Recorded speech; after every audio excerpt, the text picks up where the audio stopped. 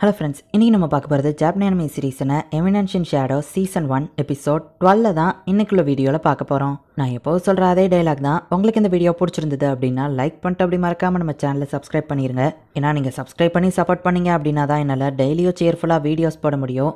சரி வாங்க, நம்ம வளவலன்னு பேசிகிட்டு இருக்காம இன்னைக்குள்ள கதைக்குள்ளே போக ஆரம்பிக்கலாம். இன்றைக்கி நம்ம பார்க்க போகிறது எமினன்ஷன் ஷேடோ சீசன் 1 எபிசோட் 12. எல்லாருமே ஆச்சரியத்தில் யார் இந்த ஷேடோ பர்சன் யோசிச்சுட்டு இருப்பாங்க. பேக்ரவுண்ட் கேரக்டர்ஸ் இதை பற்றி எல்லாரும் மறந்துருப்பாங்க. அப்படின்னு நம்ம ஹீரோ அதை என்ஜாய் பண்ணிட்டு இருந்தா அந்த ஏன்ஷியன் டோர் நம்ம ஹீரோ முன்னாடி வந்து நிற்குது. என்னடா இது அப்படின்னு நம்ம ஹீரோ பார்த்துட்டு இப்போ அங்கேருந்து நம்ம ஹீரோ தள்ளி போகிறான். பட் அந்த டோர் நம்ம ஹீரோவை ஃபாலோ பண்ணி வருது. ஸோ இப்போ அந்த டோர் கிட்டே இருந்து நம்ம ஹீரோ ஃபாஸ்ட்டாக தள்ளி போய்கிட்டே இருக்கான். ஆனால் அந்த டோர் நம்ம ஹீரோவை ஃபாலோ பண்ணி வருது. ரொம்ப தூரம் தள்ளி போயிருக்கான். அப்பவும் அந்த டோர் விடலை.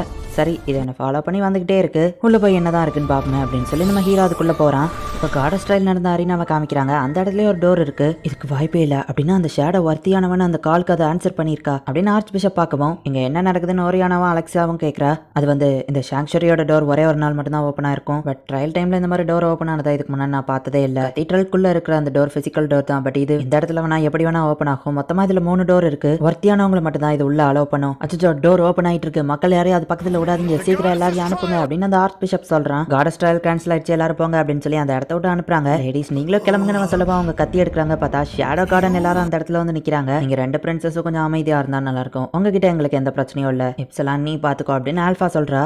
அப்படின்னா இதுதான் ஆல்ஃபா, ரொம்பவும் ஸ்ட்ராங்கானதா, ஐரிஸோட ஸ்ட்ராங் அப்படின்னு சொல்லி அலெக்சியா பாக்குறா. ஷேடோ கார்டன்ல இருக்க எல்லாரும் இப்போ அந்த டோர்க்குள்ள போறாங்க. உங்க 2 பேரையும் எதுவும் பண்ண போறது இல்ல பிரின்சஸ். பட் இந்த சொட்டத்தலை என்ன நாங்க உள்ள கூட்டிட்டு போறோம். ஏன்னா அப்பதான் இவன்ட்ட இருந்த உண்மையை வாங்க முடியும். மீறி ஏதாச்சும் பண்ணணும்னு நினைச்சீங்க இவ உயிரை எடுத்துருவேன் அப்படின்னு பீட்டா கழுத்துல கத்திய வைக்கவும் நாட்ஸ்மே இவ விட்டு அப்படின்னு ஓரியானா சொல்லவும் இப்போ சமாவா சாகட்ட விடுன்னு அலெக்சியா சொல்றா. எனக்கு பயமா இருக்கு அப்படின்னு பீட்டா நடிச்சிட்டு இருக்கா. டோர் க்ளோஸ் ஆக போகுது, சீக்கிரம் போனோம். டே சொட்ட எங்க கூட வா அப்படின்னு சொல்லவும் செத்ததுக்கு அப்புறம் உன்னை நரகத்துல மீட் பண்ணலாம் அப்படின்னு அவன் சொல்றான். பார்த்தா திடீர்னு ஒருத்த வந்து எப்சலான அட்டாக் பண்றான். செஸ்ட்ல வச்சிருக்கிற ஸ்லைம் அவன் வெட்டியிருந்தான். பீட்டா வர அதை பாக்குறதுக்கு திரும்ப போகவும் இல்ல நான் விட மாட்டேன் அப்படின்னு டக்குனு அதை ஒட்ட வச்சு டக்குனு அவனை கட் பண்றா. வேணாம் உனக்கு என்னாச்சுன்னு பிஷப் கேட்டா அவன் துண்டு துண்டா சதறி போறான். நீ பாத்தியா அப்படின்னு கேட்கவும் நான் எதையோ பாக்கலன்னு பிஷப் சொல்றான். இப்ப அவனை கூட்டிட்டு எப்சலான் உள்ள போறா. என்னத்த பாத்தியான்னு கேட்டா எல்லாம் ஃபாஸ்டா நடந்ததுன்னு அலெக்சியா யோசிக்கிறா. இப்ப எல்லாரும் உள்ள போறாங்க. நீ இதுல தலையிடாதான் ஷேடோ சொல்லிருப்பான். என்னால சும்மா உட்காந்துருக்க முடியாதுன்னு அலெக்சியா அதுக்குள்ள குறிக்கவும் ஓரியானவும் உள்ள போய்தான். இப்ப அந்த டோர் க்ளோஸ் ஆயிருது. பீட்டா ஜாலியா நின்னுட்டு இருந்தா. அவன் மேலே இவங்க 2 பேரும் வந்து விழுறாங்க. ஹைரோஸ் கொஞ்சம் எந்திக்கிறியான்னு அலெக்சியா கேட்கவும் நீ ஏமல இருந்து எந்திக்கிறியா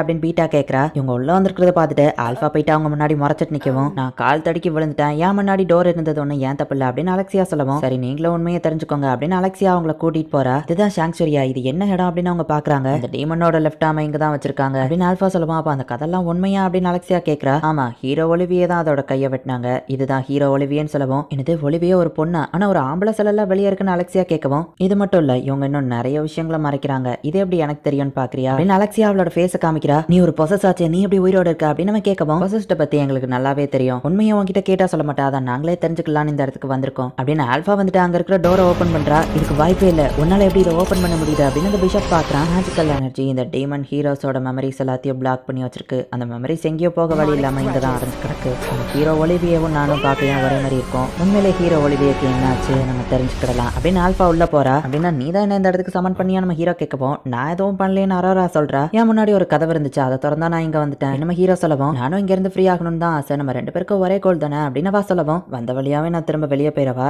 வெளியே போக உனக்கு வழி தெரியுமான்னு கேட்கவும் தெரியாதுன்னு வா சொல்றா. அப்புறம் எப்படி வெளியே வந்து என் கூட ஃபைட் பண்ணன்னு கேட்கவும் நான் திடீர்னு கண்ணை முழிச்சேன், பார்த்தா அங்க இருந்தேன் அப்படின்னு வா சொல்லவும் நானே வழியை தேடிக்கிட்டேன் நம்ம ஹீரோ போனா ஒரு அழகான பொண்ணை கட்டி போட்டு வச்சிருக்காங்க, நீ காப்பாற்ற மாட்டியான்னு வா கேட்கவும் நான் சின்ன வயசுல இருக்கும்போது என்ன கட்டி போட்டுக்கிட்டு நானே ட்ரைனிங் பண்ணுவேன், நீயும் அப்படிதான் பண்றியோன்னு நினைச்சேன். நம்ம ஹீரோ அவளை ரிலீஸ் பண்ணவும் எனக்கு இங்க இருந்து ஃப்ரீ ஆகணும்னு ஆசை, உனக்கு இங்க இருந்து தப்பிச்சு போகணும்னு ஆசை, வெளியே எப்படி போறதுங்கிற வழி எனக்கு தெரியும் அப்படின்னு வா சொல்லவும் தெரியாதுன்னு சொன்னா நம்ம ஹீரோ கேட்கறான். அது அவ்வளோ ஈஸியான விஷயம் இல்ல, இந்த இடமே ஃபுல்லா ஒரு மெமரிஸ் தான், இந்த சாங்சுரியோட சென்டருக்கு நம்ம போனா போதும். ஆனா இன்னொரு முக்கியமான விஷயம், இந்த இடத்துல நீ மேஜிக்கை யூஸ் பண்ணுனா அது ஆட்டோமேட்டிக்கா அப்சர்வ் ஆயிரும். ஸோ மேஜிக்கை இந்த இடத்துல யூஸ் பண்ண முடியாது அப்படின்னு வா சொல்லவும் மேஜிக் இல்லாம கூட நான் ஃபைட் பண்ணுவேன் நம்ம ஹீரோ சொல்லவும் நான் ரொம்பவும் வீக் தான், ஸோ என்னையும் இங்க இருந்து கூட்டிட்டு போறீங்களா மிஸ்டர் நைட் அப்படின்னு வா கேட்கவும் ஆனா உன்னை பார்த்தா வீக் ஆனவா மாதிரி தெரியலையே அப்படின்னு நம்ம ஹீரோ அவளை கூட்டிட்டு போறான். அந்த மெமரி இப்போ பிரேக் ஆகுது. ஐஃபாவோட டீமை காமிக்கிறாங்க. இதுதான் ஹீரோ ஒலிவியோட மெமரிஸ். பல காலங்களுக்கு முன்னாடி இந்த கல்ட் ஆர்ஃபன் டிஃபரெண்ட் சில்ட்ரனை கூட்டிட்டு வந்து அவங்களோட எக்ஸ்பெரிமெண்ட்டுக்கு பயன்படுத்தினாங்க. அதுல பாதிக்கப்பட்டவங்கள தான் பொசஸ்ட்னு சொல்லுவாங்க அப்படின்னு ஆல்ஃபா காமிக்கிறா.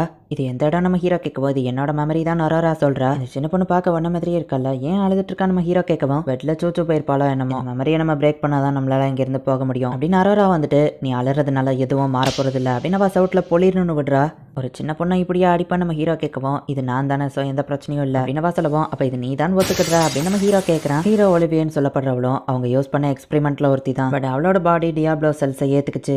டீமன் செல்ஸை மற்றவங்க உடம்புல செலுத்தி தான் இந்த கல்ட் எக்ஸ்பெரிமெண்ட்டே பண்ணாங்க அப்படின்னு ஆல்ஃபா சொல்லவும், டீமன் கூட ஃபைட் பண்ண ஸ்ட்ராங்கான ஒரு பவர் தேவையில்ல அப்படின்னு பிஷப் சொல்லவும், சொல்ற ஒரு எக்ஸ்கியூஸ் தான் அது, ஆனா உண்மை அது கிடையாது. ஒலிவியவும் இந்த உலகத்தை காப்பாற்ற போராட போறோம், இந்த உலகத்தோட அமைதிக்காக தான் போராடுறோம் அப்படின்னு அவங்க சொன்ன எல்லாத்தையும் கேட்டா. ஆனா உண்மையிலேயே கல்ட் அவளை அதுக்காக உருவாக்கல அப்படின்னு ஆல்ஃபா சொல்லவும், தேவையில்லாத விஷயங்கள் எல்லாம் அவங்க கிட்ட ஏன் சொல்ற அப்படின்னு சொல்லி அந்த ஆர்க் பிஷப் கத்துறான்.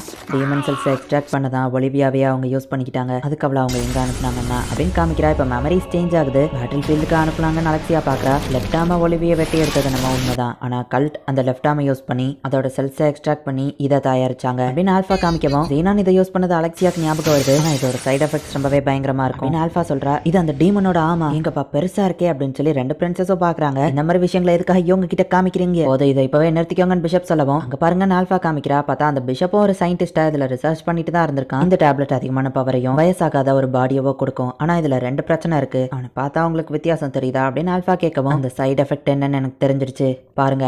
அதுல அவன் ஃபர்ஸ்ட் இருக்கும்போது அவனுக்கு முடி இருக்கு, ஆனா இப்ப இருக்கிறவன் கிட்ட முடி இல்ல அப்படின்னு அலெக்சியா சொல்லவும், அது ஒன்றும் அந்த டீமன் பிளட்டோட சைடு எஃபெக்ட் கிடையாது, கூட இருந்த எல்லாம் முட்டாளா இருந்துச்சு, நானே யோசிச்சு வச்சா எனக்கு முடி கொட்டி போயிடுச்சு அப்படின்னு அந்த பிஷப் சொல்லவும், சாரிப்பான்னு அலெக்சியா சொல்றா. ஃபர்ஸ்ட் பிரச்சனை ஒரு வருஷத்துக்கு ஒரு தடவை அவங்க அந்த மாத்திரையை எடுத்துக்கணும், இல்லைன்னா அவங்க பவர் கம்மியாயிரும். அண்ட் இன்னொரு பிரச்சனை ஒரு வருஷத்துக்கு அவங்களால 12 டேப்லெட்ஸை மட்டும் தான் கிரியேட் பண்ண முடியும். கல்ட்டோட ஹையஸ்ட் நைட் ஆஃப் ரவுண்ட்ஸ்ல ஏன் 12 பேர் இருக்காங்கன்னு இப்போ புரியுதா. ஆனா இவங்களோட ரிசர்ச் சக்சஸ் ஆகல. இதை பெர்ஃபெக்ட் ஆக்க டீமன் பிளட்டும் ஹீரோ டிசெண்டன்ட்ஸ் ஆன எங்களை மாதிரி ஆளுங்களோட பிளட்டும் இவங்களுக்கு தேவைப்பட்டுச்சு அப்படின்னு ஆல்ஃபா சொல்லவும், கல்ட்ல இருக்கிற எல்லாருமே அந்த பவருக்கு ஆசைப்பட்டாங்க. ஆனா நான் நைட் ஆஃப் ரவுண்ட்ஸ்ல இருக்க ஒரு ஸ்ட்ராங்கஸ்ட் நைட் அப்படின்னு டெல்டா அவனை பிடிச்சி வச்சிருந்ததுல இருந்து அவன் கத்திக்கிட்டு வெளியே வரவும், டெல்டா கத்தி எடுத்து அசால்ட்டா அவன் உடம்புல சொருவிட்டா. அவனை தூக்கி கீழே தண்ணிக்குள்ள படுவோம். டெல்டா நம்ம அவன் கிட்ட இருந்து ஒன்றும் நிறைய உண்மையை வாங்க வேண்டியது இருக்கு அப்படின்னு ஆல்ஃபா சொல்லவும், அச்சோ சாரி தெரியாம பண்ணிட்டேன் அப்படின்னு டெல்டா சொல்லவும், அண்ட் பல மட்டும் சொல்லியிருக்கேன் உன்னோட டார்கெட் இறந்து போயிட்டானு கன்ஃபார்ம் பண்ணுன்னு அப்படின்னு ஆல்ஃபா சொல்றா. அந்த பிஷப் மேல வந்து அட்டாக் பண்ணவும் மெமரிஸ் ரெண்டா பெரியுது. மத்தவங்க எல்லாம் எங்கன்னு அலெக்சியா பாக்குறா. அவங்க எல்லாம் வேற மெமரிஸ்லயே இருக்காங்க, நம்ம மட்டும் தான் இங்க வந்திருக்கோம்னு ஆல்ஃபா சொல்றா. இந்த சாங்சுரி எங்க ஏரியா, இங்க நான் தான் ஸ்ட்ராங்கா இருப்பேன், இங்க வசமா மாட்டிக்கிட்டீங்க அப்படின்னு அந்த பிஷப் வந்து இப்ப நிறைய ஆளா பெரியறான். ஃபன்னா இருக்கு அப்படின்னு டெல்டா அட்டாக் பண்ண போறா. இந்த இடத்துல இந்த எபிசோட் முடியுது.